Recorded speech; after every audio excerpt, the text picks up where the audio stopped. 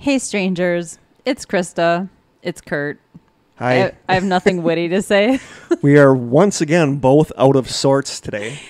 I think we're thrown off because we got here and there's this group of cadets that are here like once a month. I think Navy. Is it Navy? I don't know what it is, but they're wearing like camouflage fatigues and and stuff. And they're kids. Yeah. And usually they pay us no attention, but today someone followed us to our studio and wanted to know who we are, and it's just kind of disconcerting when we've been coming here for 4 years and they're like questioning our presence. Yeah, we like being the only ones here. So yeah, it just threw me off my game. Yeah, I'm stressed about my job. Thank you everybody for the congratulations about my job. That's I will awesome. be a paraprofessional / reading aide / teacher's assistant in a middle school. So anybody that knows me knows that I am sweating bullets these days because I'm super stressed. So that stress is eating at me. I didn't sleep good last night because I stayed up later than I thought because I ended up going down a stupid rabbit hole that I'm reading Stephen King's new book called If It Bleeds. Oh, yeah, I've seen it. It's a book of four...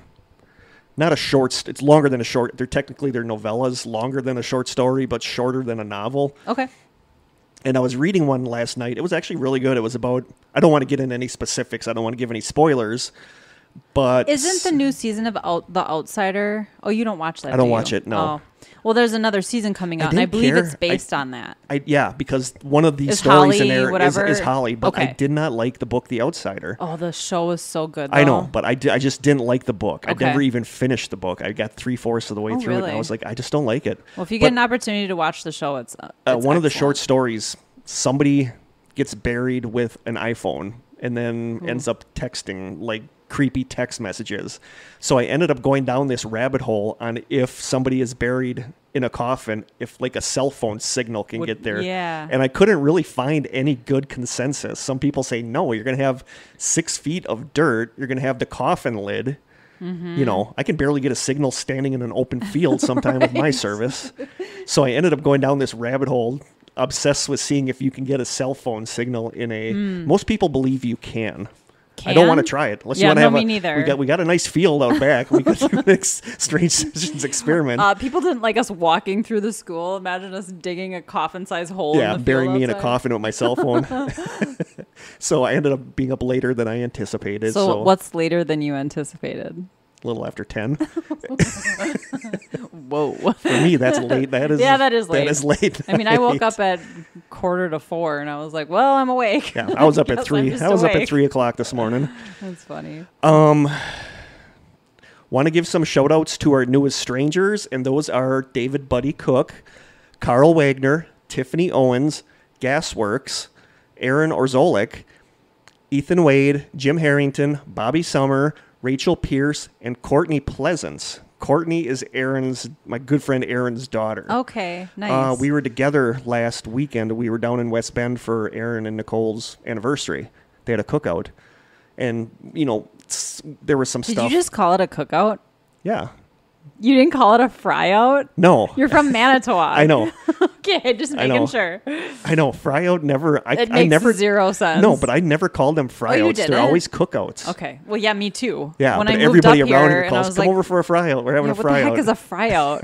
You're frying stuff outside? I don't But get her and I got to talking about some stuff, and I really think she's an empath. Oh, really? Based on some stuff she told me. it. Okay. So I sent her the link to our episode about empaths. And then like the next day she was like asking me stuff about like our 4th and 5th episode. So she started listening to them all, and now she loves listening to them. Oh, nice. So I told her I'd give her a shout out. So, hey, Courtney. What's up, Courtney? She's like, wow, I'll be kind of famous. I was like, I don't know about that. But thank you Cool. so much for listening, Courtney. And she's going to get one of her friends to listen too. Her friend was asking about it. So thank you guys so much for joining the strangers. Housekeeping? I don't think I have any. No, Krista had a nice trip. She did. enjoyed her time away from... I did, and thank everyone for the birthday wishes. It was very nice. So you had a good birthday? It was so great. Yeah, Door County is just I love the picture of Jim like going behind the tree. That was his idea too. Was it? Awesome, yeah, Jim. I've got him in on this whole Bigfoot thing. I mean, he still doesn't believe or anything, but he's having fun with it. Is he okay with the decal in the car? Yeah, well, I think he's, like I said on the Facebook page, I think he's like low grade embarrassed by it. And the fact that he always drives everywhere we go, people are going to assume that it's his car and he's the believer. Yeah, so I get a little satisfaction from that. That's awesome. Love you, Jim. Yeah, well, he's not listening. But awesome. I'm yeah, glad we you had a good really good time. It was nice to unplug and just set my phone down for 4 or 5 days. I love your pictures that you took up there. Thanks. Yeah, it's beautiful up there. The parks are just amazing. And you didn't disappear. You weren't a missing 411. So that's good. Here. Yep. That is good. Again, thank you, everybody, for the congratulations on the job. Yeah. And I just wanted to say, again, thank you, Stephanie, for the missing 411 books. Everybody, like, I put that picture on there, and everybody was like, wow. Yeah. So thank you so much, Stephanie. Her and I were talking this week, and I mentioned that I was kind of planning on this season's finale being a missing 411, being our last missing 411 episode, because we're kind of running out of theories. We brought up, woodland fairies, Dave Politis killing the people on Bigfoot, aliens. So we're kind of running out of theories, but Stephanie suggested that what we do now, since we have these books, is, like how we have our My Favorite Mini Mystery episodes a couple times a season, doing a missing 411 mini mystery where Krista and I both pick a missing 411 case and talk about it. I thought that was you'll actually get more missing 411 so I thought content. That was actually a perfect idea. Yeah, because we don't have to go into theories and things like that when it's a mini mystery. We can a little bit, but it'll just... because each specific case might have but I just theories. thought that was a brilliant idea, so we're totally going to go with that. So thank you, Stephanie. Yeah. And now I draw my tarot card. Yeah. Is this going to be... Should we do how my job is going to go? Ooh, I like it, because I start Tuesday, and... He's a little nervous. I'm super nervous. I think starting a new job is always a little bit scary. I told Miranda, and I'm going to tell you, that first week or two, I'm going to be really scatterbrained, and I'm going to be quiet. Yeah. Just getting your bearings. Getting my bearings and all that good stuff. I don't know. I've been where I've been for 9 years now, so I haven't had that whole new job experience for a while. And even though I've switched positions, I've always stayed in the same department, working with the same people. So I haven't had to go through that in a very long time. But I hate it because I shouldn't be nervous. I'm going to be... Oh, it's so natural, though. We're all assigned to a teacher. The teacher I'm working with has been one of my best friends for 24 years. And she says that right now, because of COVID, nobody knows what they're doing. The rules are changing every day. She said this is literally the perfect time for me to start because you're going to have reduced students and you're going to have nobody knowing what they're doing. So it's just going to be a cluster fudge. That's the fool. Why do we pull this card so much? I went through this phase where I was pulling this like every other day for myself. Yeah, but this is good because it's like new beginnings and I'll take getting your wings. I will take that. Yeah, this is perfect for that you is starting so weird a job. that comes up all the time. Yeah, I don't pull it for myself anymore like I was. I've moved on to new like common ones, but this is a good card. That is awesome. Yeah. I'm good. I'm happy with that. Yeah, me too. I should take a picture of it. I was expecting something much worse. But it is a new start. I mean, this is getting my foot in the door but it's just going to be so hard to go from a job where I sat in a chair and put rings and cups and push buttons to actually having to think. Right. So. Well, and a lot of what this card has to do with is other people doubting you. Yeah. But you're doubting yourself. Oh, I'm totally. I think everybody else knows you can do this. You're doubting yourself. I seriously got teary at how many people on my Facebook page congratulated me, told me that I'm going to do great, and it just sucks because if everybody has so much faith in me, why don't I have faith in me? Well, I think that's it just natural. Sucks. It's going to be good. This is a good sign. It is a good sign. I like that card too. Little chickadee. You ready for the open Melissa's package? Oh yeah. We won't forget the taste test this time. No, we have the tast test. I could not believe we forgot that last time. Oh my gosh, something that's actually never happened before. So let's set that aside. Let's just take one of the trinkets out of here. Okay. And not the food item because we will just do this so we can space this out so we're going to have enough food items to last us. We have more food items in the closet. But those should be okay. I think so. We should look at this should be enough to get us through the rest of the season. Because we should look at expiration dates. Yes, we're not that far from the end of the season, really. I know. It's already September's almost upon us. Bring on fall. That's all I have to say. It has been 90. It has been just nothing but humidity. And now today it was 67 on the drive here. Thank you so much for sending this, Melissa. Now, is this... Which Melissa is this? She lives in Washington. Oh, okay. I've been friends with Melissa for years. She is a very, very good friend of mine. She was one of our first listeners. Aw. Okay, so I'm just going to pull... Just a trinket. Not the food. Not the food. How do I know what's what? You can kind of look. Okay. Just don't tell me what the food stuff is. It's like mostly food. So, what is this? Oh. Another one. Awesome. This has to stay in the This studio. will stay in here. Yeah.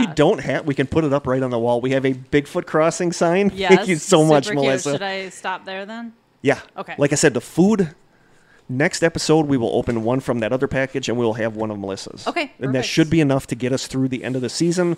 Yeah. So honestly, right now, you guys don't need to send us food anymore. I think we will be good for the rest of the season. I think so too. I think I figured it out, and there's like 6-7 episodes left. Okay. So thank you so much. Here, I'll take a picture. That is super cute. It is cute. It can go right up by our little wall of gifts. Well, we've got some needlepoint stuff up there, some letters. We still have the letter from, is that Carly about the Vegemite? Yes, we need to come here someday with Jim to put up this new thing. I keep saying that, and it keeps not happening. Love the Bigfoot crossing sign. Yeah, Thank you, Melissa. Cute. Super cute. I'll take another one too. I love our decorations in here that people have sent us. Okay, so now taste test? Yes. Okay. We knew what we were getting into because we opened this last time. You can, Krista, tell the people what it is. Kurt's a little scared. I'm excited. I'm not super scared because generally one of these reduces the other one. Oh, sure. You know what I'm saying? Yeah. So it's Tabasco spicy chocolate. Yeah. Like chocolate generally subdues any spiciness. Yeah, and I've had spicy chocolate. You're not going to taste Tabasco. There's just going to be a little bit of a kick. Probably spice from the chocolate, which I'm excited about. If I'm mentally prepared, it'll be fine. You won't be offended. I won't be offended. This is a cute little tin. Well, they're like little triangles. It's like a little pizza. It does look like a little chocolate pizza. Ooh, it smells good. This was sent to us by Sa, who also sent us the crocheted things that I have hanging on my fridge that I absolutely love. Mine too. Are they? Yeah, mine are on ready? my freezer every time I go there. Oh, let's do it. Okay. Chris is like, let's do it. It's already got It's chopped like half in my mouth. It's really good chocolate. It is the chocolate. Oh, yep. I didn't Just wait. get any spicy. It'll hit you. Oh, there it is. Oh. It's a bit of a surprise when it happens, but oh yeah. But it's not like overpowering. It's spicy though. No, but the way it comes on, wow, that is spicy. Oh. Yeah, like it's not just a tongue burn, it's a throat burn. It's a lingering throat burn. Yeah, I like it though. Oh. Yeah. Oh. Kurt knew about it and he's still I like it. That's gonna be really spicy. Mm-hmm. Oh. What are you giving it?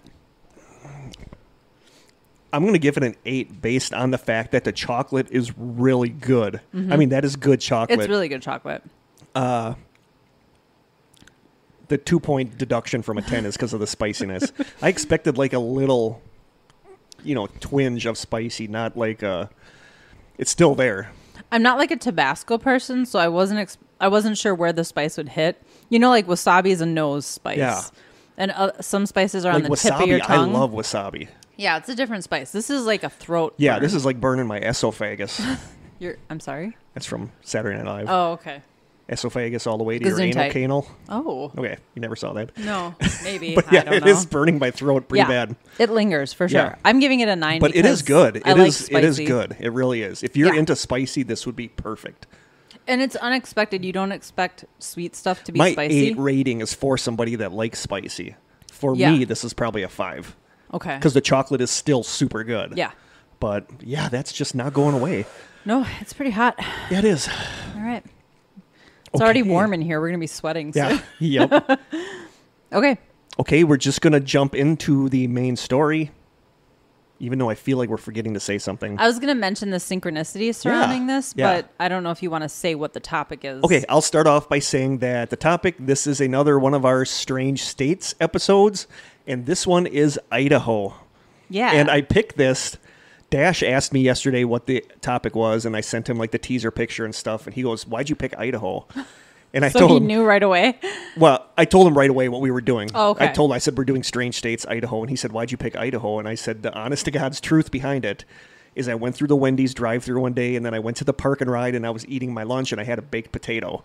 And I'm thinking, what state are we going to do as I'm eating my baked potato? And I'm like, we should just do Idaho. Idaho potatoes. So I said we were going to do Idaho, and then I went and looked, and not a lot. There's some stuff, but Idaho is pretty mellow paranormally. Okay. And like Idaho is weird. Idaho is one of those states that I like and kind of convinced it doesn't exist because I don't know anybody from Idaho. I've never known anybody from Idaho. I don't know if we have any listeners from Idaho. That's a good question. Well, here's my synchronicity. I have proof that I know someone from Idaho. I'm actually going up north to go boating with my family today, and it's because my uncle, my favorite uncle, who I haven't seen since Christmas, is home from Idaho. So I guess there's a synchronicity because I'm hoping I'll see him again before he heads back. He usually sticks around for 6 weeks, but my parents live an hour and a half away, so it's not like I can just run up there whenever. So yeah, it's weird Idaho, that we're recording this today. Idaho exists. Yes, and my good friend, one of my best friends in the world, Jill, her husband was full-time military, and he was stationed in Idaho, so she lived there for a while too, and she loves it. If you're into recreation, and that's Idaho the thing, is the place to be. Idaho has never been on my radar, like never. And then researching this, I'm like, God, I kind of want to go there because it looks amazing. It's beautiful. It really looks cool. Yeah. I've never been there, but I need to get out there one of these days just for the hiking and the mountains. I was going to say maybe on our way back on our Route 66 we trip. could stop in Idaho. But that's a long ways out of our... Depends on what route we could take the Route 66 route there and then kind of head more of a northern path on the way back. It sounds like we are doing this. I think we're planning for next summer. We're going to bring our recording stuff so we can record on the road. Yeah. We might even make it into just like a little mini documentary. Yeah. I think it'd be cool. Yeah. So I think it's going to be you and Jim, Sophie and Adam, and myself. You'll be the fifth wheel. I'm always the fifth wheel. So yeah, Idaho. And as always, we're starting out with fun facts about the gem state. We usually do 5, but I threw 6 in there just because we go that extra mile for you guys. Fun fact number 6 about Idaho. What is Idaho known for? Potatoes. Idaho grows roughly 1/3. This is always my favorite part of the strange states. I love the paranormal stuff, but I like looking for the fun facts.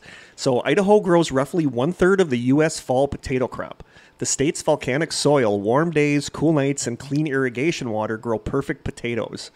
The average American eats about 124 pounds of potatoes per year. Dang. That's a lot. I probably double that because I'll go to town on mashed potatoes. They're delicious and they're good for you. Not really good for you. I mean, it's just like potatoes starch. are. No, I mean that's just pure starch. No. Did you look up Krista just narrowed her eyes and shook her head and gave me the no. Not potassium, really. Yeah, they've got vitamins and minerals in them that are very good for you, when especially the skins. When I'm dieting, I hear that potatoes are one of the worst things you can eat. That's just because people are anti-carbs. Yeah. I'm not going to say anything about it because we probably have a lot of anti-carb people listening, but I'm anti-carb. Oh, wow. Google it. Potatoes are good for you. You can mash them. You can scallop them. You can fry them. You can bake them. I like them raw. Roasted. Oh, really? I've never done the raw thing. When I was a kid, when my mom or dad were peeling potatoes, they would always cut one off for me and put some salt on it. And I love raw potatoes. I'm weird that way. And no, I've heard of that before. In Boise, Idaho, instead of a New Year's ball drop, they have a New Year's potato drop. I love it. So do I. Fun fact number 5, Idaho is home to the loneliest picnic table in the country. According to an article in the Bingham Post Register called, quote, "Trip to Loneliest Table Provides Adventure," the article says, quote, "Anyone who has ever driven across the volcanic landscape of the East Snake River Plain knows how bad the roads are. Just driving the 70-mile-long road takes all day. There's a lot of nothing out there on the basalt, and very few brave the trip, so there's no one to share it with. 10 miles west of Aberdeen, the road out to the southern end of the Great Rift is very difficult driving. If you wish to hike out there, it takes more than an hour from Aberdeen to reach the closest approach to it at a place called Wappy Park. The road ends in the bowl of an extinct volcanic vent. If you turn around without driving into that bowl, then you will miss a rather remarkable and unusual feature, a lonely picnic table in the middle of nowhere. There's not even a picnic table at the more popular and more accessible Kings Bowl, but there is one at the seldomly visited Wappy Park. It really is the loneliest picnic table in the country. If 20 people a year visit it, that would be considered a deluge of humanity.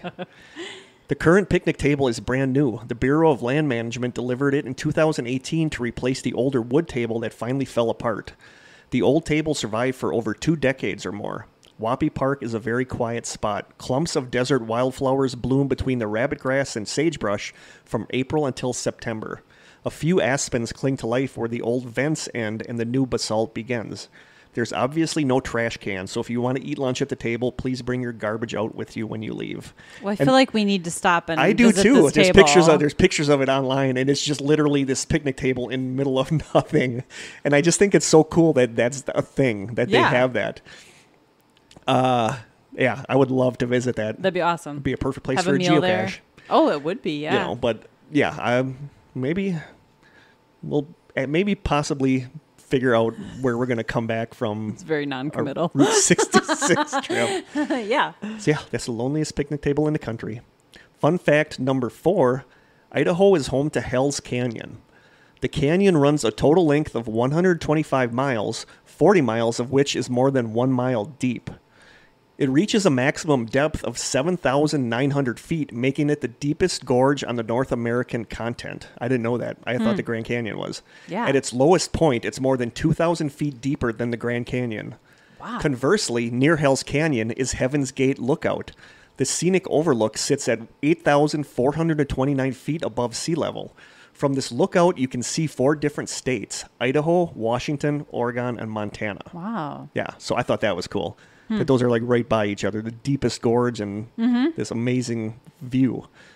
Fun fact number 3, a ski resort in McCall, Idaho is home to the famous Brundage Bra Tree. As I saw Krista giggle. As women ride the resort's ski lift, it's become a tradition to slingshot or throw their bras at the tree as the chairlift passes it. Okay. I watched YouTube videos of girls. How did this become a tradition? I don't know. And it's like, do they take their bras off? I'm Do hoping they you bring a spare one. I was reading accounts of girls that would just take theirs off. But are you going to go skiing in the cold without a bra on? I think Idaho has that same kind of climate as Colorado, where it's actually relatively comfortable when you're skiing. But I don't know. One of the videos I saw, the girl, you could see her taking her bra off as she did it. Interesting. And slingshotting I think I'd bring a spare one. Yeah. But there are pictures of the Brundage Bra Tree. Brundage Bra Tree. So, okay. Fun fact number 2, like every other state, Idaho has some crazy, mostly unenforced laws. In Idaho, it's illegal to ride merry-go-rounds on Sundays. It's illegal to live in a doghouse unless you're a dog. It's illegal to go fishing off the back of a camel. What? And by law, in Idaho, public displays of affection must be under 18 minutes long. Wow, that's a really long time. But that's a long makeout sesh. Yeah, and like, what do they consider a public display of affection? Like holding hands? No, I wouldn't think that. But so you can't don't think hold that's hands. PDA? And who came up with 18 minutes? Was somebody like, well, 15? You know, if you're. I'm a little more curious about fishing off the back of a camel. Okay, those don't even exist in Idaho. But like, was there like a meeting to determine how long? Because somebody might be like, 19 well, minutes is you know, just if you're too long. If you're a youngster in love, 15 minutes, that's not enough time. But 20 minutes, you're pushing it, mister. You're getting into rated R territory there. Wow. But 18 minutes, perfect. So that's true. I want to know how they define PDA. Yeah. I'm assuming it's making out. So yeah. Interesting. You get ticketed if you go over. I'm assuming you need, like, are they watching And you who's the whole monitoring time? I don't know. That's great. We are going to be going on our road trip with 2 married couples, so maybe you and Jim and Sophie and Adam can test that out when we are in Idaho. We'll find a police station and we'll just make out in front of it. Yeah, totally. I'll have the timer, I guess. And fun fact number 1, and I like this one, the story of Wallace, Idaho. The small town of Wallace, Idaho is a small town, around 700 people. In the 1970s, the Federal Highway Administration was building an interstate, I-90, and the plan for the interstate would have went right through the center of the small town of Wallace, Idaho, completely demolishing its downtown. When they found out about the plan, city leaders went into action and managed to get every single building in town listed on the National Register of Historic Places. Because buildings on the registry are prevented from being torn down, the government was instead forced to completely redesign the interstate to bypass the downtown, and it instead passes the town on an elevated freeway viaduct. I thought that was cool. Yeah. Then, in 2004, the Environmental Protection Agency came in. The EPA checked things out and said that the soil in the area had high levels of lead sulfides in it, probably from the town's history of silver mining. The city leaders and residents, who had always been aware of the high levels, told the EPA that it was a natural feature of the area, that they've always been high, and that there have never been any adverse effects. The EPA said that it was possible it was naturally occurring, but they cited the theory of probabilism, saying that it couldn't be 100% proven to be naturally occurring, so the town was going to get declared a Superfund site, basically calling it a pollution zone. This caused property values in the town to plummet. Shortly after this, the mayor summoned television crews from Idaho and 3 of its surrounding states to come to Wallace for a press conference. At the press conference, the mayor formally declared Wallace to be the exact center of the universe. Citing the theory of probabilism, the mayor said it couldn't be proven to not be the center of the universe, so therefore it must be. So on the corner of Bank Street and 6th Street in the town of Wallace, Idaho, you will find a decorative manhole cover marking the center of the universe. A lot of people do come to town to see the manhole cover, so it's actually helped a lot with tourism. According to the Atlas Obscura entry on the manhole cover, Shauna Hillman, the director of the Northern Pacific Depot Railroad Museum, who describes herself also as the official janitor of the center of the universe, says, quote, "What the center of the universe does is it makes us intriguing. If Wallace is the same as every other town, then what hook will get someone driving along Route 90 to stop here? Certainly no one else has this cool manhole cover." That's pretty cool. Yeah, so I like that. That's creative marketing right there. Yeah, I like the story of Wallace. So now on to Idaho cryptids. All right. I'm going to start with a bonus. This is number 6, and it's the pond oray paddler.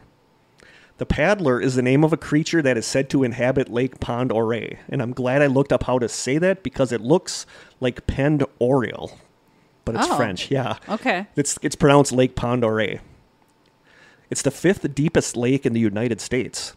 The creature was first sighted in 1944 when witnesses saw movement in the water from what seemed to be a large creature. In the 60s and 70s, sightings continued, with people seeing movement in the water, seen something that looked like an elephant's trunk rising up from the water and then submerging again, and witnessing mysterious lights in the water at night. When a local girl reported being attacked by a creature near the lake one night in 1977, the local newspapers began calling the creature the Pond Oray Paddler. In 1984, a North Idaho College professor, James R. McLeod, and his college-based cryptozoological research team launched a much-publicized investigation named, of course, CryptoQuest 84. Sounds like a game I played on my Nintendo. Right. CryptoQuest 84. Finding nothing unusual in the lake, the team concluded that most of the sightings could have just been that of an unusually large sturgeon. Scattered sightings continued, and then finally the United States Navy came forward, admitting that it had been using the lake for submarine research for years. Well, there you go. The International Submarine Engineering Group, or ISE of Canada, also admitted to using the lake to test their Pisces 1 mini-sub in the 60s and 70s. Despite this admittance, to this day, people still report sightings of a creature living in the lake. So that one's debunked. That's it's just... and sturgeon can get really big, too. I didn't realize sturgeon could get that big. Huh. Are those the ones that are speared? Sturgeon spearing? I believe so, yes. Yeah, that's a big thing in Wisconsin, yes, sturgeon spearing. So, cryptid number 5, and this one is just for you, Krista. Oh. Bigfoot. Yes. Well, considering the area. Yeah. According to a July 28th, 2020 article in the Idaho Statesman titled, quote, "First UFOs, now Bigfoot. Idaho is among the top states for more paranormal sightings." The article goes on to say, quote, "According to an analysis by satelliteinternet.com, Idaho is one of the top places for Bigfoot sightings in the country. The company last month researched UFO sightings to try to determine if satellite internet equipment was being mistaken for UFOs, because it frequently is. Last week, satelliteinternet.com released a similar rating, this time for Sasquatch sightings. The company's analyst said, quote, "We dug into reports from the Bigfoot Field Researchers Organization and compared it against state population data to see where people have the best chance of befriending a Bigfoot." The Bigfoot Field Researchers Organization has 93 reports of a Bigfoot encounter in Idaho, meaning that for every 100,000 people in Idaho, about 5 of them have seen or have heard a Squatch. That per capita rate earned Idaho 4th place in the ranking of most Bigfoot sightings. Using that data, satelliteinternet.com named Washington the top state in the country for Bigfoot sightings with nearly 9 sightings per 100,000 people. That makes sense given the state's long history with the cryptid. Oregon came in second. Oregon. I always get yelled at for the way I say Oregon. I say Oregon. Okay, good. Oregon came in second place with 6 sightings per capita, and West Virginia took third place with 5.8. Well, that surprises me. That surprises me, too. I did not realize Pacific Northwest, yeah, yes. The other ones are. I mean, you got Washington, Idaho, Oregon, and West Virginia. West Virginia came in third place with 5.8 sightings per capita. Krista loves her toy. I do. According to the Bigfoot Field Researchers Organization website, here's a story. Quote, "My husband had been working logging in the Hell-Roaring Canyon. That sounds delightful. Sounds like a great place to visit. On Pack River for the last 2 weeks. One day he texted me saying, 'This is the first day I don't feel alone up here. My husband and I are avid hunters and enjoy our mountain time. The next day I ended up going up there with him. Later on, we decided to go for a walk down an old dirt road that isn't accessed with a key to the gate. We came across what appears to be a large footprint. My husband wears a size 12, and this print was a few inches bigger. I have a photo. We've never seen or heard anything else that day. On September 22nd, we decided to go bear hunting on the other side of the mountain. We also had a key for that gate. We drove in 11 miles, and to the left of me, there's an old clear-cut, but saplings growing, and it must be at least 10 to 15 feet tall. I see something black standing tall and moving through these trees. I yell at my husband to stop, and the black figure is gone. I can't find it anywhere. We continue driving. No luck at all. I don't even see a deer. We decide to turn around and go back into the same exact spot, which is now on my husband's side. He slams on his brakes and says, 'What the hell is that? Give me the gun.' I hand him the gun and lean over to see what he's looking at.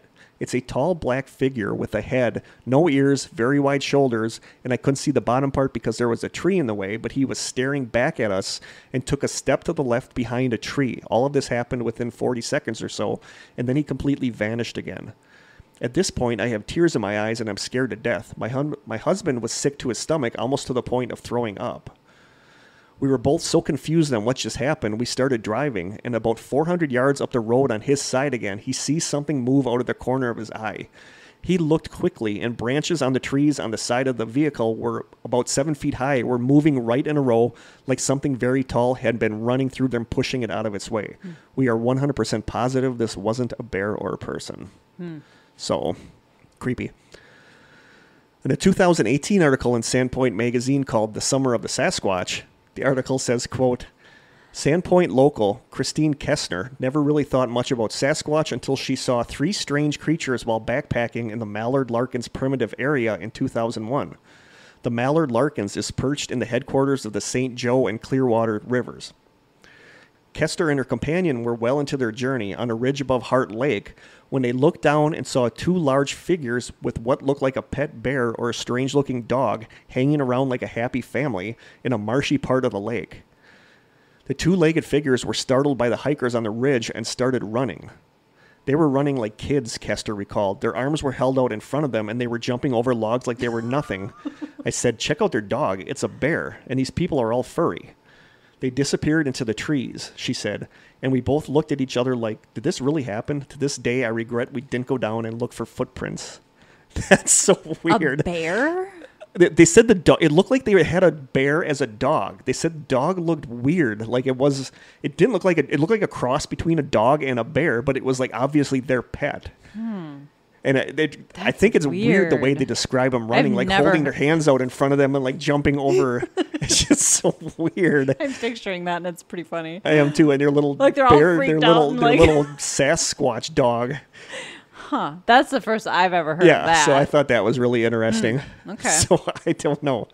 But yeah, Bigfoot is known to be seen in Idaho and West Virginia, apparently. Maybe we got to do West Virginia pretty soon. Cryptid number 4 is Charlie. Like Charlie with an S at the beginning. Okay. Charlie is a creature that's said to live in the waters of Payette Lake near the town of McCall, Idaho. It's also been known by the names Slimy Slim and the Twilight Dragon of Payette Lake. Like Slimy Slim? It's like Slim Shady. Yeah. In 1954, the In 1954, the local newspaper ran a contest to give the monster an official name. The winning name, Charlie, was a reference to a popular radio star named Jack Pearl, whose catchphrase at the time was, "Was you dare, Charlie?" Apparently that's funny. Sounds German. I don't know. Was you but dare. that apparently at the time was hilarious. Okay. Humor's weird. Like some stuff, like old stuff is just... I need more context. But there was a time when I thought the Jerky Boys were like the height of hilarity. So Right. obviously times and tastes change. The first documented sighting of Charlie was in 1920 when workers near the lake thought that they saw a log floating in the lake, but then the log began to move and wriggle. In August of 1944, several witnesses saw the creature. According to Wikipedia, quote, they described it as 30 to 35 feet in length, with a dinosaur-type head and pronounced jaws, humps like a camel, and a shell-like skin. Then, in September of 1946, a group of 20 people witnessed the creature. Dr. G.A. Taylor of Nampa, Idaho, stated that, quote, it appeared to be between 30 and 40 feet long and seemed to keep diving in the water. It left a wake around it like a small motorboat would make. Charlie was sighted dozens of times between 1956 and 2002, which is when the last documented sighting of the creature was made. But people still believe Charlie is there living in the lake. I wonder how much of that is just misidentification of an actual log. Or just an urban legend. Yeah. Cryptid number 3. Okay, cryptid number 3 is the Owyhee Mountain Nimmerigger. Yep. Oh, okay. Owyhee Mountain Nimmerigger. Nimmerigger? Okay. When white settlers showed up near the... I hate having to pronounce these words. When white settlers showed up near the Owyhee Mountains in Idaho, they couldn't figure out why the Shoshone and Bannock, the Native American tribe... Is it Shoshone or Shoshone? I don't know. I think it's Shoshone. I'm going to say I think. They couldn't figure out why the Shoshone and Bannock, the Native American tribes who lived there, would avoid hunting in certain parts of the land that seemed to be teeming with wildlife, or they would avoid parts of the forests at night. After a while, the settlers started to hear strange things coming from these areas at night, like the sounds of a crying baby, or what sounded like someone crying for help. Some nights they would see lights moving around near the top of the mountain ranges. Assuming that it was someone needing help, they went to where the lights were seen, only to have the lights vanish as they got close. All they would find in the area were what looked like children's footprints in the freshly fallen snow. The Shoshone and Bannock tribes finally explained to the settlers that what they were seeing and hearing was a tribe of cannibalistic dwarven-type creatures that lived in the nearby mountains and were sometimes known as the Nimmerigger. They were said to be about 2 feet tall, and they had long tails that they could wrap around themselves to conceal their identities. They would use the crying sounds to attract children who they would grab, take back to their lair, kill, and eat. They were said to be abnormally strong, being able to kill an elk with their bare hands and carry it back to their lair. This is reminding me of Hellier just a little bit. I still haven't seen Hellier. Yeah, anybody who's watching it, there's these goblin things that are supposed to exist. That's what they started investigating, but in like a minor town. I gotta watch this. It's really good. And the people report hearing the sounds of what sounds like a baby crying at night, and they're like small goblin type figures. That sounds almost exactly really like the Nimmerigger. But there's quite a bit about this online. Like the Nimmerriggers aren't only native to Idaho, but they are in the Owyhee mountain range. That's like supposedly one of their main areas. Okay. So cryptid number 2, I thought it was creepy, like cannibalistic dwarven type creatures. Well, cannibalistic to me as a human that eats other humans. Yeah. So it's weird to call something that's not human Cannibalistic. Good but point. I don't That's know. a good point. Cryptid number 2 is the Swan Valley Monster. Sounds kind of nice. Most of this comes from the awesome Cryptid Wiki. I don't know. I feel bad for this thing. Most of it comes from the Cryptid. Should it be hanging out with the squonk? Oh, I love Squonk. Maybe Squonk should go hang out at the world's I want to loneliest just give picnic Squonk table. a big hug and give him a kiss. Console him so he stops Tell him crying. he's a good boy. On where did I get that from? On August 22nd, 1968, an unnamed man was crossing the river at Olds Ferry when he saw what he thought was an elephant's trunk rising up from the water. As it continued to rise up out of the water, the face of the creature was seen to resemble that of a giant snake. The head had what looked like a horn on it, and its fangs were described as being around 10 inches long. It then started spitting a greenish liquid around that the onlooker assumed was poison. It finally crawled out onto the shore, and according to the Cryptid Wiki, quote, when it hauled its massive body onto the shore, the old-timer noticed that it must have been about 20 feet long, and it stank to high heaven. A pair of wing-like fins, or fin-like wings, came out of the sides of its neck. Its forward half was like a snake, the thickness of a calf, greenish yellow with red and black spots.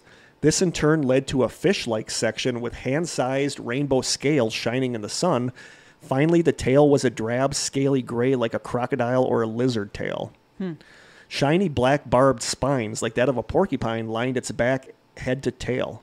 Finally, it had 12 stubby legs that were easily missed at first glance.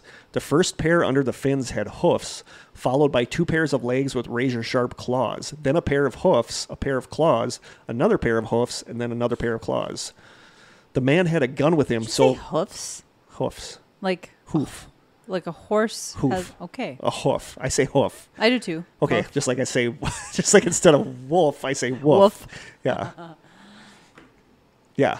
Okay, that's interesting. Okay. Because But it sounds like it's an amphibious sounds type creature weird. that has... Yeah. Okay. The man had a gun with him, so of course he immediately shot the creature twice, once in the eye, and after it reared up to strike the man, once in the stomach. At the second shot, the creature collapsed onto the shore.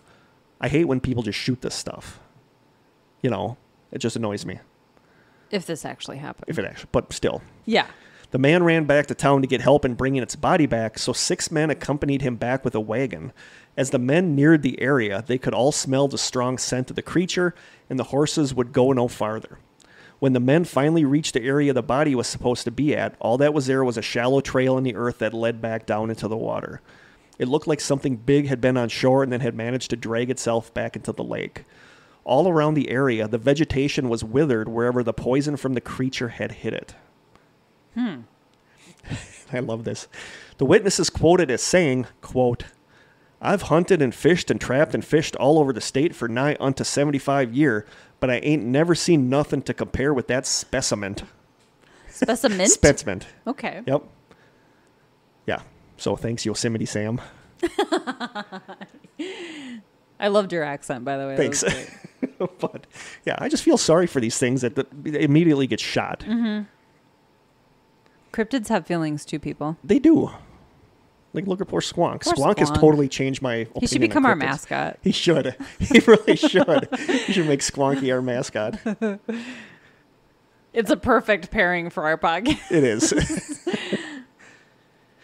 There weren't a lot of cryptids in Idaho. There just weren't. Well, it's more than I knew about. And cryptid number 1, the water babies of Massacre Rocks.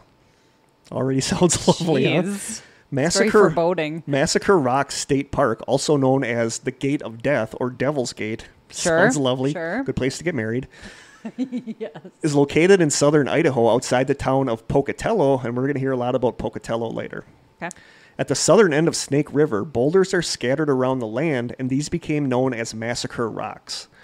Their name comes from the fact that early settlers traveling through the area felt like the boulders could be somewhere where they could potentially be ambushed by Native Americans or bandits. I knew Native Americans had to do with this Yeah. somehow. I thought they'd be massacring Native Americans, though. I'm 'cause sure they that's probably usually did. how it I'm goes sure they down. probably did.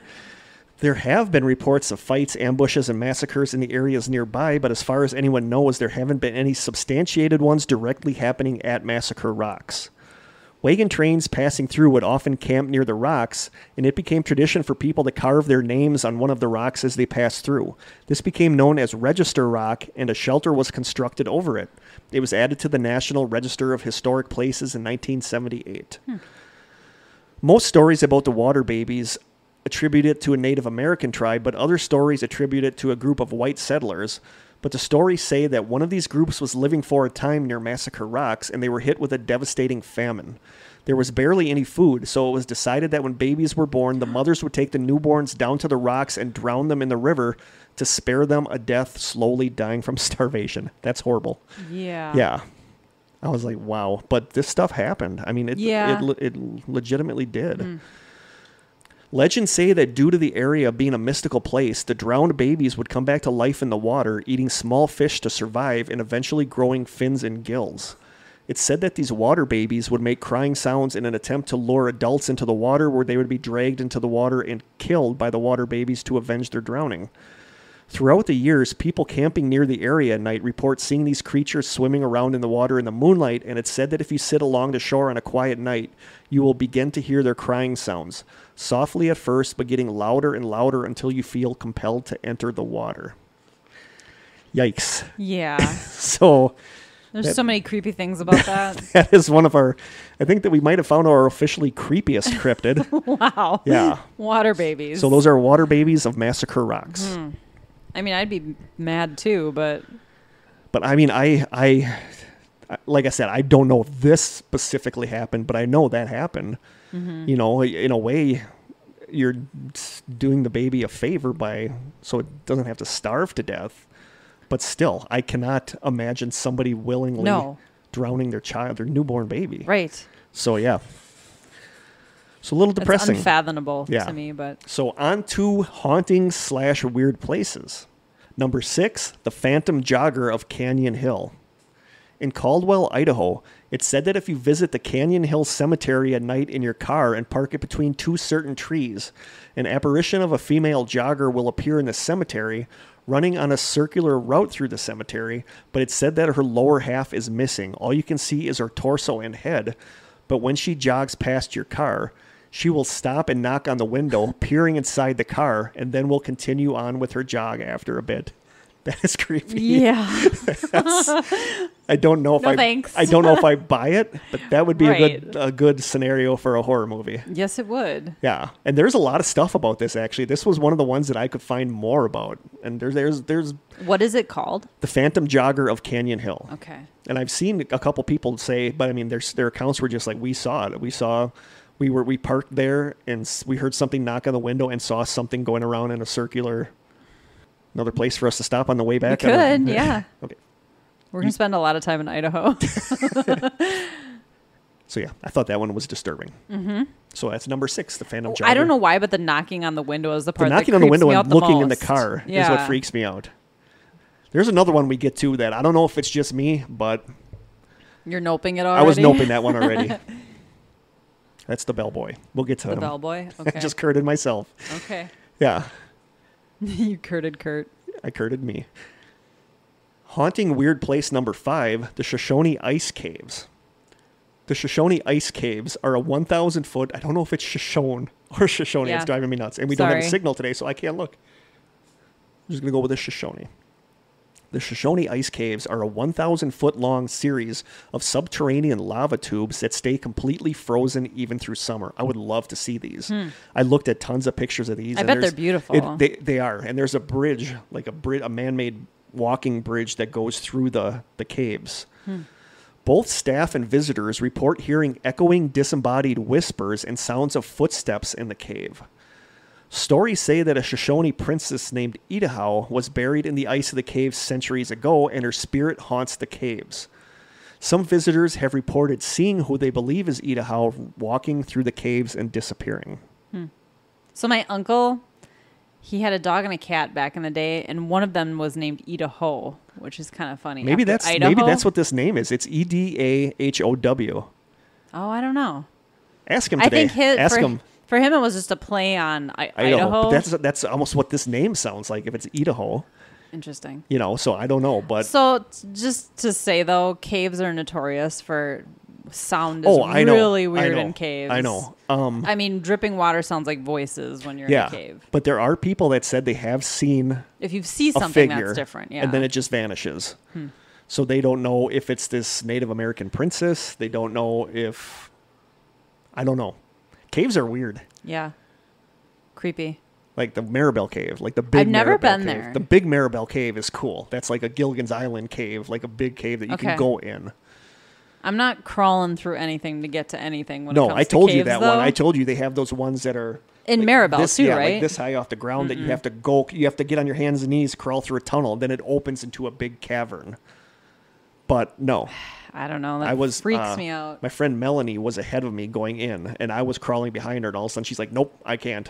So she turned around. I wouldn't even so try. Then I turned around too, and I'm like, no, I can't either. But they, Dale, and I don't remember who else it was, they went in there, and they said, it's really cool because it does open into this cavern in the... But that's the only place you have to crawl. How long is the part you have to crawl I don't know through? because I didn't. I backed out. I don't know. I can't. There's a geocache in Appleton that is in a sewer tunnel. And Aaron and Corey went in there, and I got a little ways in, and I was like, nope, I can't do this.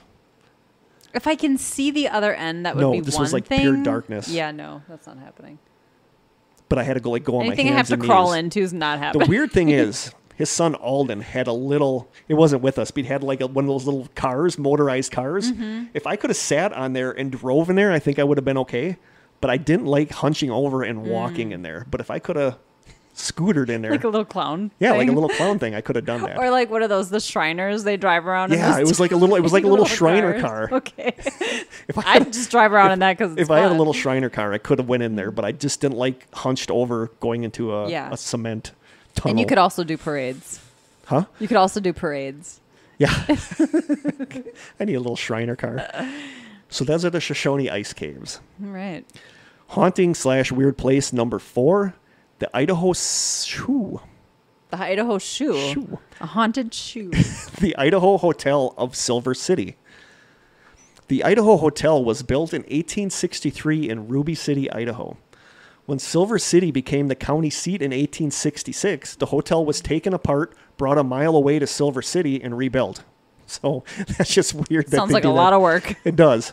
It was a mining town, so it was pretty rough. 2 men had a shootout on the front steps in the 1800s, named J. Marion Moore and Samuel Lockhart, that ended with both men being taken into the hotel and dying on the floor.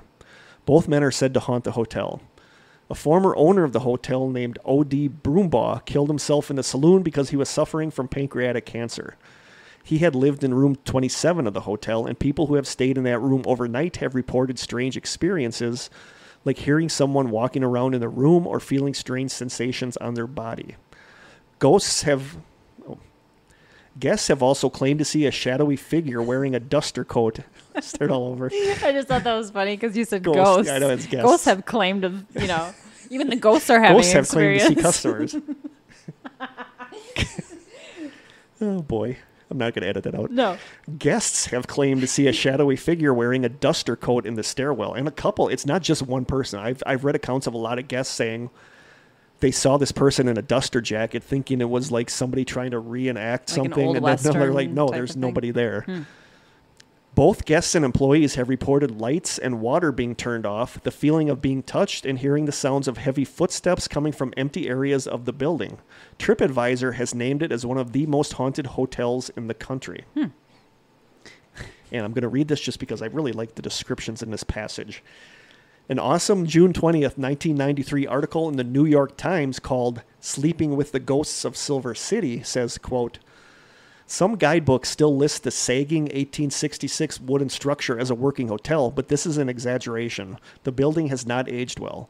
The interior walls are heavily stained. The wallpaper, strips of which are peeling, must have faded years ago and is now the color of dirty water. Oh. The furnishings and windows are covered in a grimy layer of dust as though untouched by human hands for 100 years. A sense of trespassing, as though one is disturbing a sacred site, hangs heavy in the musty indoor air. One is left with a chilling thought that visitors might well be inviting the wrath of the gods were they to disturb any object. Tucked away upstairs, however, 20 somber rooms are indeed available for those who make reservations." The article ends with, "In truth, I did not get much sleep that night. Shadows and sounds filled the room as moonbeams and breezes from the open window bounced in turn off of Victorian clutter that included an embossed ceramic jug and bowl, a banged-up washstand, a rickety fabric screen, a worn dressing table with claw feet, a velvet-clad commode, a framed mirror layered with... Wait. A velvet-clad commode. A toilet covered in velvet. Apparently. Okay.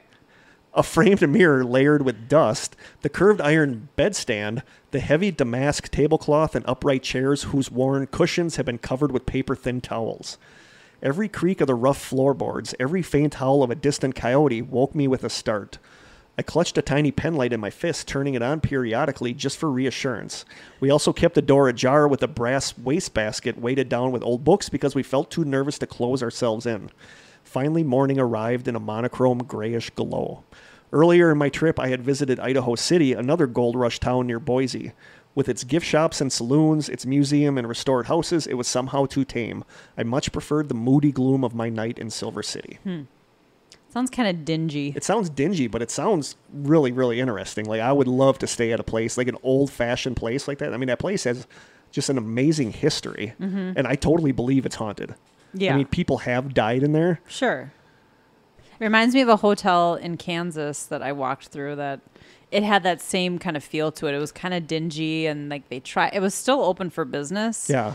But it hadn't been, the upkeep wasn't up to par. It was kind of dingy. Like the wallpaper was kind of peeling, and I was thinking I would not want to stay There's something, here. I would rather do that I'd love than to investigate it. I would rather do that than like at a Holiday Inn. No, I'd rather be at the Holiday Inn. Seriously? It was so hot in there. It was in the summer, and all the rooms were really hot. They maybe had like a window unit. It was just, it smelled But you would rather stay in a place like that than someplace with history? Like, that surprises I'd me. like I to totally go visit that place. You don't want to stay there? No, I don't want to stay there though. Huh. That really surprises me. I need to feel clean, and I don't know. Like if I'm going to spend the night somewhere, unless I'm outside, I don't want to sleep in some dingy. I didn't know you were such a princess. Right? No, it's not that I'm a princess. It's that I'm sleep challenged. Okay. So I get that. Conditions have to be just right. And some creepy old dingy, 150-year-old hotel You're isn't right going to with do the it. heat thing, though. Like a Holiday Inn, like those yeah. air conditioners, boom, those freeze the room. Yeah. I need a cold hang room. slabs of beef in those rooms. I need a cold room to sleep. But give me a velvet-clad commode. Hell yeah. Totally. It's actually really disgusting. It has to be rough to clean. Oh, I'm guessing it's not. Just going to put that out there. Anyway, number 3, Spirit Lake. From the Only in Your State website, quote, legend has it that this lake was once named Clearwater, but a tragic story experienced by the Kootenai Indians who once lived by the lake had its name changed to Tessamini, or Lake of the Spirits. A chief of the Kootenai tribe had a gorgeous daughter, Hyapam, which means fearless running water, who loved a young warrior named, oh boy, Hashed Eel Aim Whom, that means shining eagle. Unfortunately, Hyapam was promised to a rival tribe's chieftain as a peace marriage, which Hyapam's father had consented to avert war. The two young lovers vowed their eternal love for each other nevertheless. Binding themselves together with a marriage chain of rushes, they leapt into the lake. And I had to look up to see what marriage chain of rushes is. And that's when they use like flowers or plants to bind their arms together, symbolically. Right, during the ceremony. So they did that, and they jumped into the lake. The two lovers were never found, and local folklore says that on moonlit nights when the wind is still, you can still see their ghostly silhouettes as they drift slowly across the lake in a phantom canoe. Every spring, low, mournful, and haunting sounds can be heard drifting through the foggy mist that hovers above the water. Many claim that the voices are actually the cries of the two Native American lovers as they seek freedom from the Lake of the Spirits. A lot of people do report hearing strange sounds there at night, and some people have reported seeing a ghostly canoe in the fog. So, Spirit Lake. I can't imagine living in a time or a situation where you're promised to somebody else. Your marriage is a business decision. It still happens with. It still kind of happens with. I don't know if what's that? The brides, where you can order them from a different country. Oh, mail order bride? Yeah, I don't know if that's kind of considered the same, but I'm thinking more like back in the day when like two kingdoms wanted to find peace. That still happens. So they get I think married. that still happens in I think that still happens in some parts of the world where it's chosen for you who you're going to marry. Ugh. And I can't imagine that, but that's... Yeah. You know, like not royal family situations. Good for you if you get somebody good, but if you get a clunker, right? You know, or not even a clunker, but like I feel like for the woman, it's a little scary because you end up with some you're basically property. You're basically property anyway, just given to this person. But I'm almost positive that still exists in some part of the world. Oh, I'm sure. You know, I don't get it either. I'm glad we have it the way we do. I got to choose my spouse. Thank you. You did good. You did good. I did pretty good. Number 2, the old Idaho Penitentiary. The Idaho State Penitentiary, located in Boise, was built in 1870. It began as a single cell house, but as more prisoners came, part of their duties were to mine the nearby rock quarries, gathering more material to expand the prison. I know, it sucks.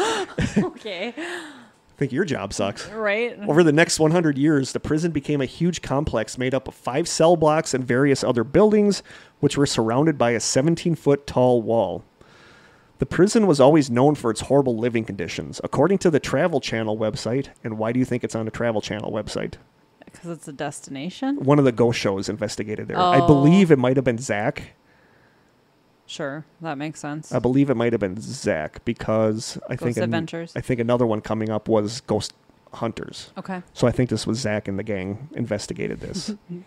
Zach and the gang. According to the Travel Channel website, quote, the sandstone that formed its walls was a plentiful and inexpensive building material, but it also intensified the temperatures inside the cells. In the hot Boise summers, the sandstone retained the heat, creating a stifling oven effect. In winter, the walls held the bitter cold, chilling the prisoners for months. Jeez. Proper plumbing didn't reach the prison until the 1920s, an unpleasant condition that also spread disease. Sure. This was complicated by the prison's ill-working ventilation system, so it sounds like a perfect storm of crap. Literally. Conditions like these pushed inmates to the edge, and guards answered violence with more violence until 1971 when prisoners reached their breaking point. There was a huge riot that year and another one in 1973. The 1973 one was so bad that prisoners ended up being moved to a different penitentiary in southern Idaho, after which the prison was shut down. One of its most famous prisoners was Raymond Allen Snowden, who was often called Idaho's Jack the Ripper. I don't know why. He killed one person. Oh. Yeah. I was like, ooh, this is going to be interesting. Did he do it in like the same manner? No, but it's like, what? So, yeah. You know, I was like all excited. I'm like, oh, this is going to be grisly. And then it's like one person. But here we go. You're disappointed by him. Well, not disappointed, but he kind of... things escalated quickly. We'll just say that. Okay. On September 23rd, 1956, Snowden had been on a date with a single mother of 2 named Cora Dean. After several drinks at a nearby club, she agreed to go back with him to his place in Boise for the night. Wah, wah. First mistake. According to Snowden, they then got into an argument outside about who would pay for the taxi ride to his place. The argument became heated. Snowden hit Cora. She kicked him back. He pulled out a pocket knife, cut her throat, and stabbed her 30 times. I see the Jack the Ripper reference. Yeah. Wow. That's pretty gruesome. She should have just let him pay, I guess. Yeah. I'm sure that's what they were arguing about. Maybe he wanted her to pay. That might be. But it was like, wow, that's... Yeah. It seems a bit over the top, it is but a little bit, yeah. It's a bit much. Snowden was then arrested and taken to the Idaho Penitentiary, where he was sentenced to death. He bragged about killing 2 other women, but neither could be proven. On October 18th, 1957, Snowden was taken to be hung in the newly built gallows room. When the trapdoor was opened, Snowden's neck didn't snap like it was supposed to, and he instead hung there gasping for breath for almost 20 minutes, while the family of the victim watched until he was finally dead. Ay, ay, ay. That's, I wonder, like, if you're one of her family members, do you enjoy seeing him suffer like that? Or are you like horrified? Know. Like, I'd be don't horrified. know. I mean, yeah, you want to see him get punishment, but I don't know. I found myself really wondering what I would be like in that situation. Yeah. And they sat there and had to watch while they waited for him to hang there and die. And listening to it would be really hard. Snowden's ghost is said to be one of the spirits that haunt the prison. He ended up being the one and only person executed in that gallows room, and to this day, people who visit the room sometimes report hearing the sound of Snowden struggling for breath. What, they were like, that didn't go well. I guess we won't kill anyone else. I don't know. I hope somebody got fired for their... Right. Yeah. It is a pretty precise calculation. A lot of visitors to the prison report seeing shadowy figures or hearing strange sounds, but one of the big ones is people claiming they can hear him struggling for breath in this gallows room. That's horrifying. Yeah. So yeah, that's... I just don't know what I would be like in that situation. I wouldn't want to be there in the first place. I'm not that person. If somebody that wants killed to go somebody watch that it. I loved, I don't know. I wouldn't want to be there. Now that you say that, I honestly don't know. I don't even like going to funerals for people that I loved. Yeah. I don't want to go watch somebody die. You're gonna come to mine. I hope. Well, of course. Okay. Not your execution, though.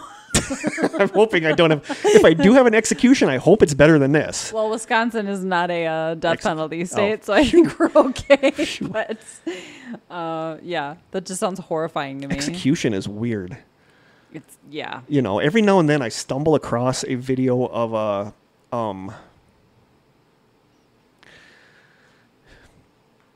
firing squad. Yes, firing squad. I had to make a gun motion, a firing squad, and it's like, and I came across this video coming from? Like a random one on YouTube or something, and I watched one the other day that like totally disturbed me. Yeah, and well, I don't know why I watched it, but I watched it. I can't watch stuff like and that. I'll maybe tell you about it after the thing is recording. So but I can it was be like horrified all day. It was just, yeah. Anyway, but we digress. Yeah, but I don't want to be executed. So I feel like that's a pretty unanimous. It's true. Not a lot of people are like, preference. You know what? I don't think I want to be. Good point. Yeah, right. Number 2 is the Idaho Hotel. Located in downtown Boise, the hotel was built in 1900. Boise has a lot of haunted places. Boise and Pocatello were like the hubs of paranormal activity. Located in downtown Boise, the hotel was built in 1900. It's now been converted into an apartment building, but right from the start, construction workers noticed strange activity going on while they were building the hotel. A woman is believed to have been murdered in the basement of the building, and her apparition has been seen wandering the hallways of the lower floors of the building. The 3rd and 4th floors of the hotel are said to be inhabited by an angry spirit, and many people who have stayed at the hotel on these floors have reported being pulled out of their beds by an unseen figure.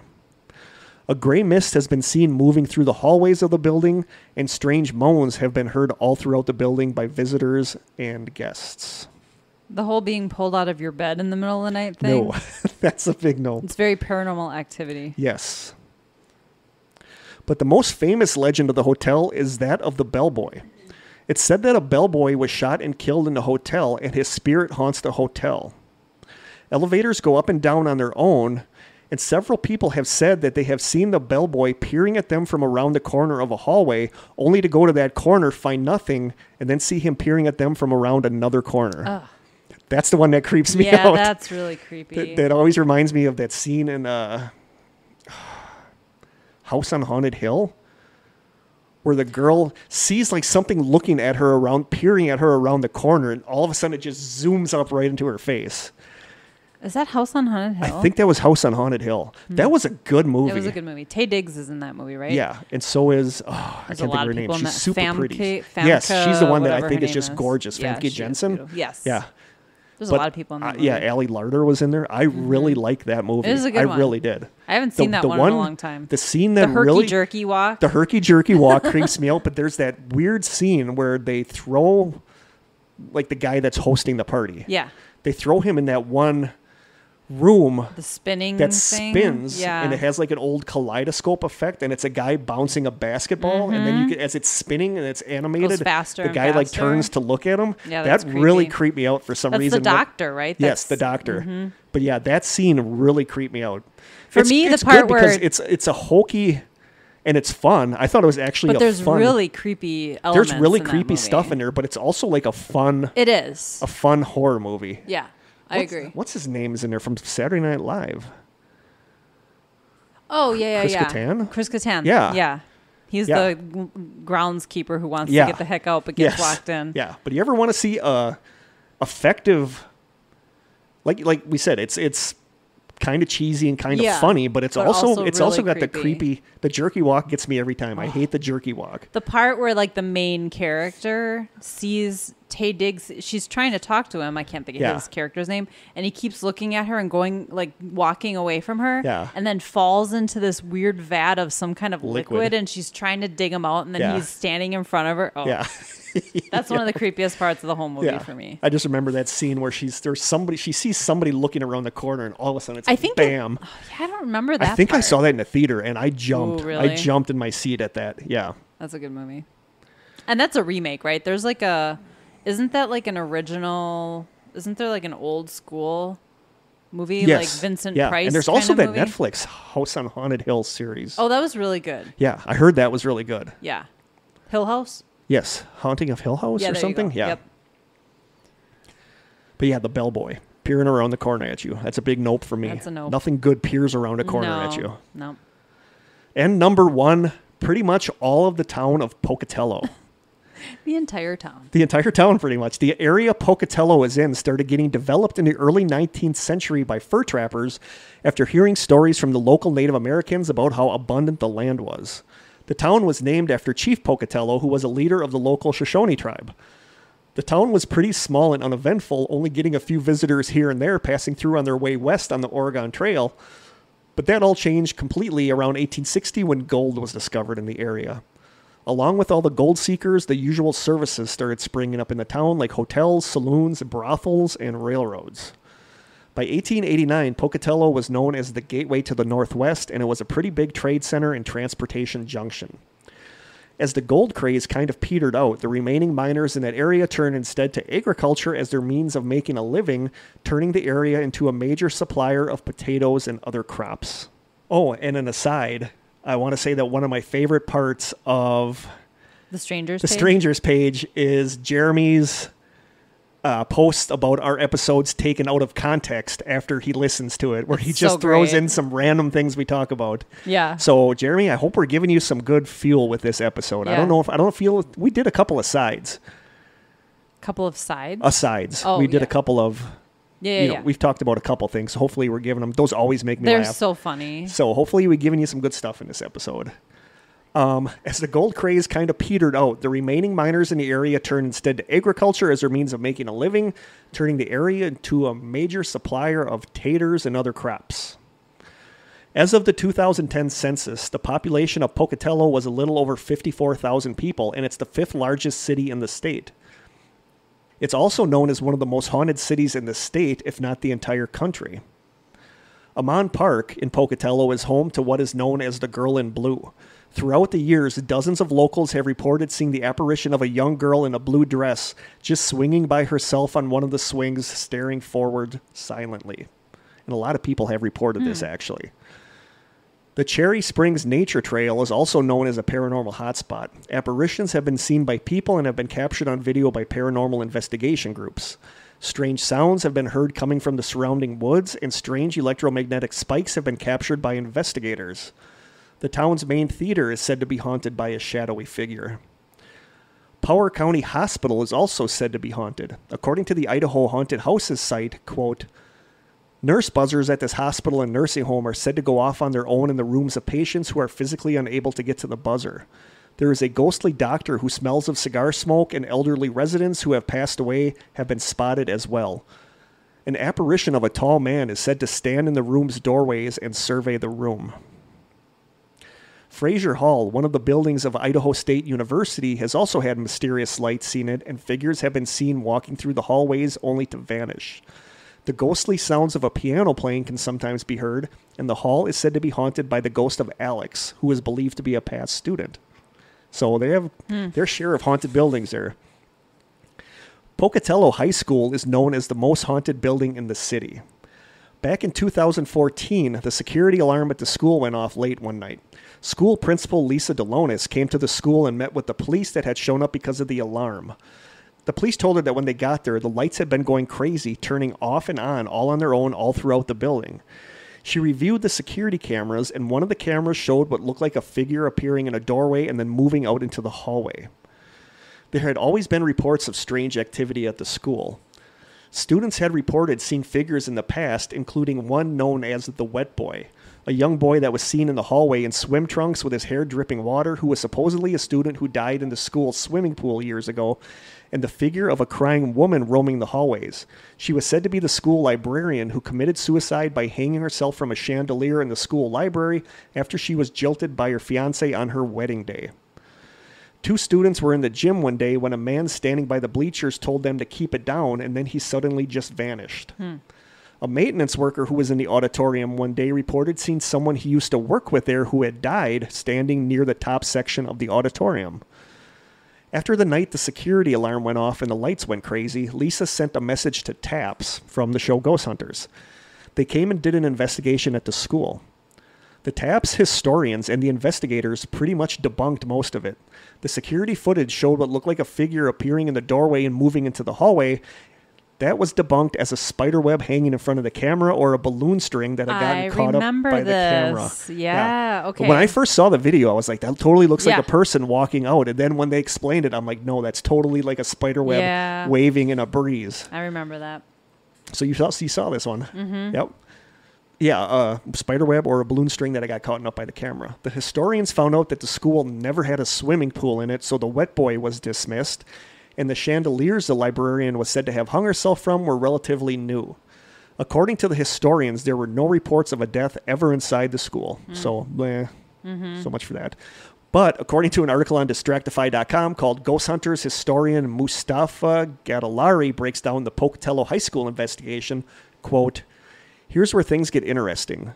Both Rochelle and I investigated the gymnasium, and without speaking to one another, we both had the same exact experience in the same exact spot. It bears repeating that we did not tell each other about our respective experience. We were both overcome with emotion and felt an electric tingling that shot up from our legs into our backs, and we felt like we were hugged by someone who was happy to see us.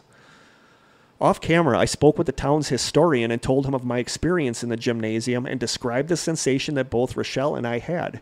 He paused for a bit and told me about a young man he knew who attended Pocatello High School. That young man loved watching the basketball games and was a very kind person. He loved Pokey High and went to college not too far from there and would greet his friends with a warm hug. He was tall, and his head would usually rest on people's shoulders when he'd do so, similar to the sensation that both Rochelle and I received.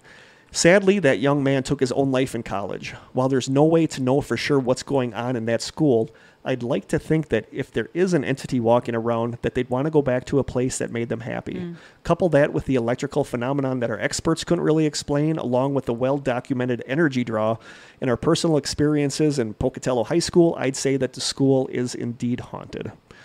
To this day, people report toilets at the school randomly flushing, doors constantly closing and opening on their own, people feeling that someone is watching them or feeling someone brush by them, and hearing voices come from empty hallways.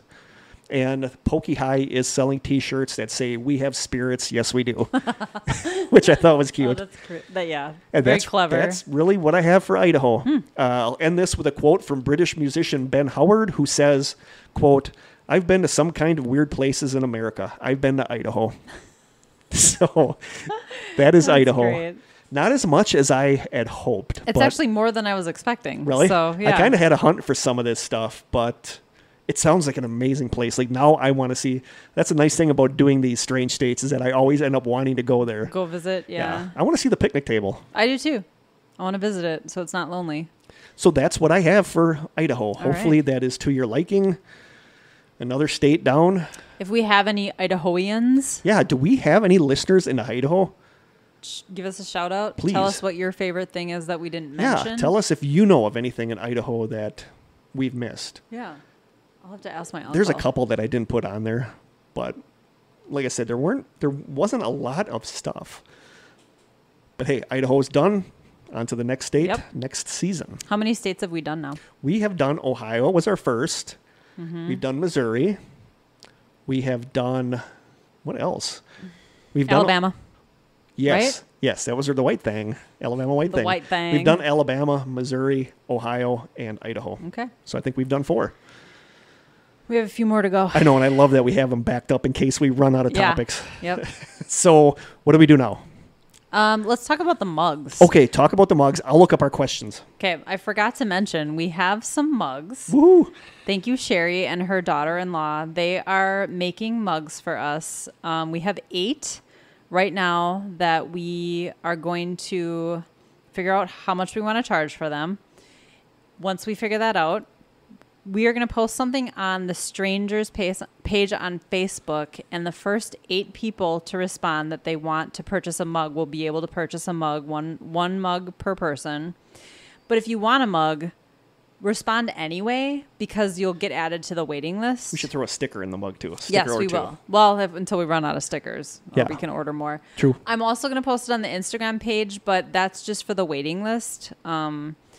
And if you're not on social media and you're interested in a mug, we'll accept email orders as well. So there's these are being, the mugs obviously aren't being handmade, but the lettering and everything, and they put like this protective film that needs to cure for like a month.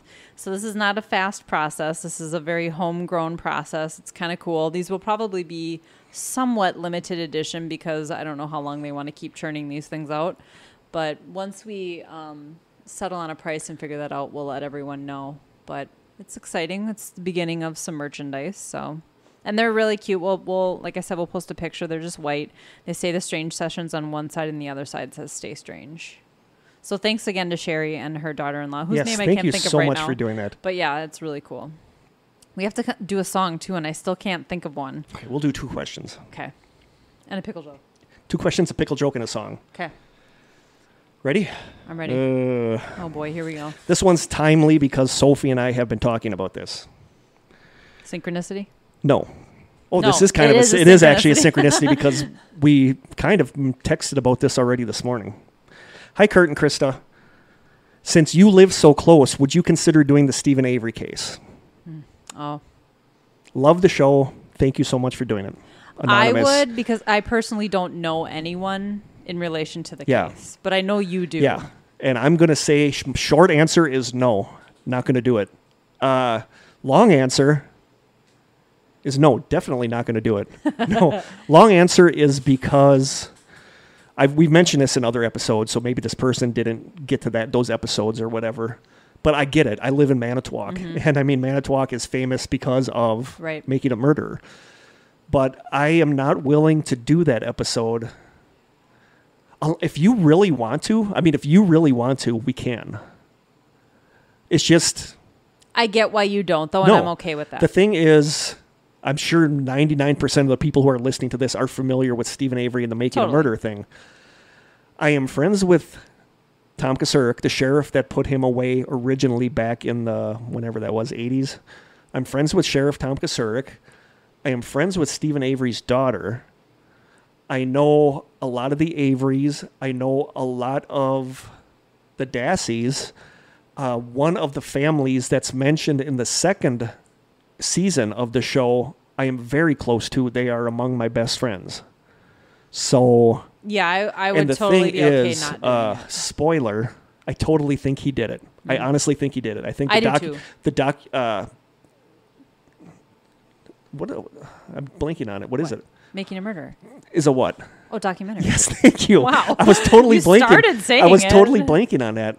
Is so one-sided. Oh, it's it is so one-sided that I totally get why people think that. I have misgivings about Brandon's. Yes, I do too. And I'm not saying that. I think he's probably innocent. Not saying that there was not shady police stuff going on, because I 100% think that that evidence was fabricated in order to get a conviction. My husband's cousin is one of the sheriffs from Green Bay that's involved in the documentary as well. Really? So we both do have It amazed me watching that I know a lot of people that are in that. One of the Averys takes the stand, and she worked by us for a while, so I knew her. So I just know too many people. I totally think that Avery did it. Yeah. Brandon Dassey, I'm not so sure about. Same. I'm with you on both of those. But the thing is, anybody that listens to that is going to think that I'm a shill, or that I'm in on it, because I am so associated with people involved with the case that they're going to be like, oh, Kurt's a part of this. He's in the conspiracy. I don't want to deal with that. Well, I just don't. How do you cover all of that in one episode anyway? It's too I don't know. big There's of a so case. much. There's so much. So I do think Avery did it, but I also think there's a lot of not really kosher stuff that went on totally. with the investigation. Shady police business, but sure. I am tied way too much to too many people Yeah. involved in it, and I don't want to deal with that, I guess. I get that 100%. And I don't want to become part of it where all of a sudden people are dissecting things that I say on the podcast, be like, oh, Kurt's in on this whole police conspiracy. Look how many friends Kurt's with on the police force and stuff I never like that. even watched the second season. It's good. I mean, it's the way it's done is good, but it's biased. It's so leading. Biased, yes, yeah. it's so leading. So yeah, long story short, no, I don't want to do it. Maybe if Krista really wants to one day. I'm okay with it. But like I said, I am just too tied up with things going on in there. Yeah. So yeah. So thanks for asking. Question number 2. Hi, Kurt. Hi, Krista. What has been your favorite moment on the podcast so far? Keep up the good work. That's a tough one. It is. There's so many good moments on the podcast. I mean, a lot of funny stuff happens when we're not recording, but... What has been our favorite moment on the podcast? I don't know if that means just record, like on an actual episode or... Probably. I know what I'm going to say. I know what I'm going to say. Getting the 411 books. Oh, that's definitely one of them. that was really hard. I don't know. That's a really hard question because I feel like I don't have one. Exactly. Like I think back to the first, and I can't even, it's not specific, but like the first time someone sent us a gift, it was like, are you kidding me? Yeah. Or when people started sending us taste tests, like things like that are my favorite moments because I just still can't believe people go out of their way to do this stuff. I can think of 3 off the top of my head. Go for it. Getting the books, the Missing 401 books was amazing. I loved having Sophie and Adam here just because she is one of my closest friends and I had not seen her in so long. And it was a fun episode. And it was a fun episode and it was just so nice having them here. And I loved when your voice was shot and Corey sat in and did an episode. Yeah, that was a good because episode. I loved having Corey do a story. I really did. Well, and that story was a great story too. And Sophie just texted me. Oh, so that's funny. That is weird. I don't know that I can get that specific. I just think those moments where we're opening boxes and just floored by the stuff that people send I remember us. the first couple times when we were like, do you know who this person is? And I'm like, no, do you know who this? And we're actually getting people we don't know joining the strangers. Yeah. There's been, I can't think of a bad moment doing the podcast. No. I really can't. Even the stuff that goes wrong is funny and fun. It is. And the terrible taste tests are fun. The forgetting to do the taste tests. I love having all of our guests. I love spending time with Mark and Rhonda. Yeah. I loved when Joe came. And we went way off course with that episode. That happens when Joe's around. That's one of my favorite moments. Courtney was laughing about that because she was listening to the Shadow People episode. And she's like, wow, you guys did go off track. But it's hard. I couldn't pick just one. Yeah, like that's too hard. every moment has been amazing in one way or another. It still floors me that we do this. Totally. That this is a thing. Yeah. After 4 years of doing this, I still can't believe we're doing it.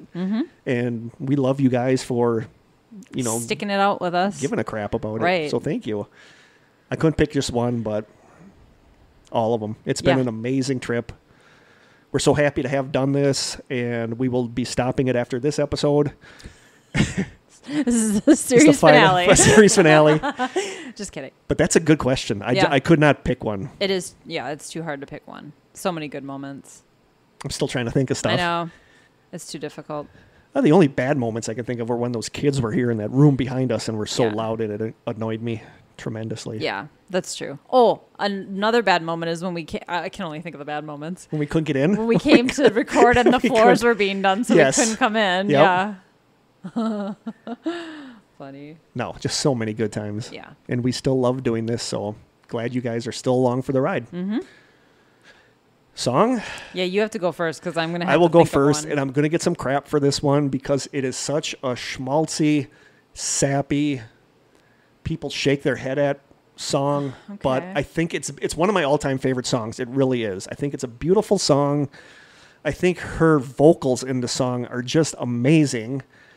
And it is the song We've Only Just Begun by the Carpenters because I love Karen Carpenter. I love her voice. And I love, love, love We've Only Just Begun. Yeah. If I ever got married, not I would want poo-pooing that that for a one. wedding song because that is a perfect. Yeah. The song was actually written by Paul Williams just for, I don't know if you know any of this. Jamie knows this because Jamie and I have talked about Jamie that did our theme song. But it was actually written for a commercial for a bank. Really? Yeah, it's from 1970. It was a commercial for a bank that shows a young couple getting married and about how the bank is there to help them with their future. And then Richard Carpenter saw that commercial and he's like, I really like that song.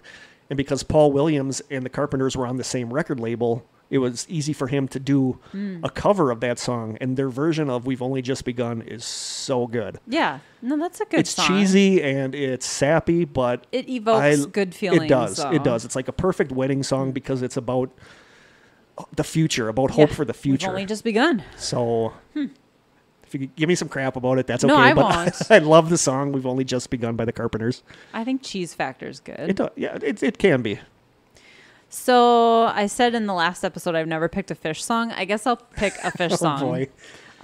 Fish with a PH. The song is called Waste, and it's a love song, actually.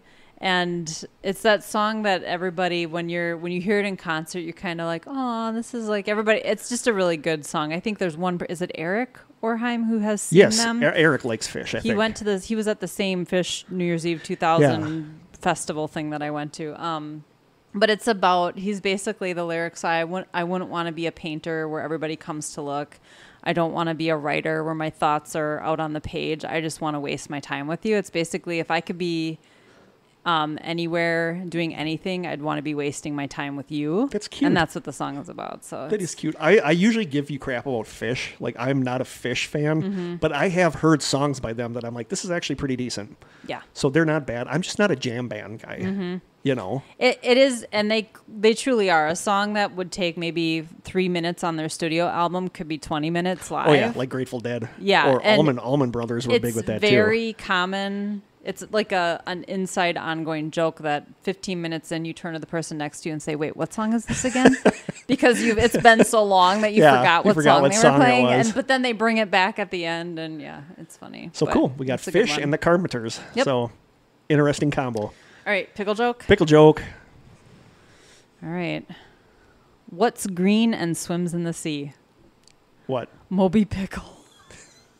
My God. Come on. I'm going to read all these so that I can just turn to the next page. Okay. How do you make a pickle float? Put it in soda? Oh, this is so dumb. 2 scoops of ice cream, some soda, and a large pickle. I guess that's a pickle float. It is a pickle They're float. not asking how do you make a pickle float in the water. They're just asking how to make it. Oh, come on. How do you prepare a pickle sundae? Like a pickle Saturday? I like that better. Oh, actually, you start getting it ready Friday and Saturday. And they spell Friday and Saturday A-E like a Sunday. Like a Wow. Yeah, that's really okay. What do you call a girl who looks like a pickle? A real live dill. Wow. Okay, I'm just turning the page. All right. That thing about how humor changes throughout the years. Someone thought that was hilarious. That is living proof of how humor changes throughout the years. Somebody thought that was funny at one time. You want me to whip out the deets? Yeah, whip out the deets. You can email us at thestrangesessions@gmail.com. We are on Twitter at strangesession, minus the S. Krista does an awesome job on Instagram. I'm on Instagram more a lot on the Strange Sessions on Instagram lately. It's the Strange Sessions on Instagram, and my page is upside down. You can send us postcards and snail mail. No more food. I think we're okay with food for a while. To the Strange Sessions, P.O. Box 434, Manitowoc, Wisconsin, 54221-0434. And you can call our lonely little phone number, 920-443-9602. Cool. And school, my new job, might want me to have a Google number, so I might end up using our Strange Sessions number as the number where kids can contact me too if they need to. So yeah, I'll be getting playing random voicemails on the podcast. Yeah, from kids. Mr. Konechny, can you come over and help me read this? That'd be funny. So I think that's it. Any last words? I just thought of something. Yeah, let's mention that the release schedule is going to change. If people aren't on social media, they don't know that. That's what I was forgetting in the housekeeping. Because I'm going to be working Tuesday mornings now, We are going to be releasing the new episodes Monday evening. As it goes, we usually record Saturday. I go home and edit, although I'm not editing today because some friends are taking me out for lunch for my new job. Nice. And so I'll edit it tomorrow morning, but we'll release it Monday evening. Instead of Tuesday morning. Yeah, I don't know what time because there might be instances where I don't get a chance to edit it until Monday night, so it might be like 7 before I get it out, our time. But I'll try to get it out when I get home, like 4 or 5. Okay. So it's coming out a day early, so hopefully that works out good for everybody. Yeah. And I think that's it. Cool. Any last words? Any words of wisdom? Any last words? No. It's like an execution. Yeah, right? Jeez. That was very Any words foreboding. of wisdom? No. You? I got nothing either. Okay. I have no wisdom to share. I got nothing. I got a whole lot of nothing. Whole lot of nothing. But by the next episode, I'll have been, I think, 2 weeks into my new job, so You'll have an update for everyone. I'll either be happy about it or I'll be at home in a fetal position in a corner and Krista will be recording by herself. So we'll see how it goes. So until then, from the Old School Media Studio, until next time, stay strange.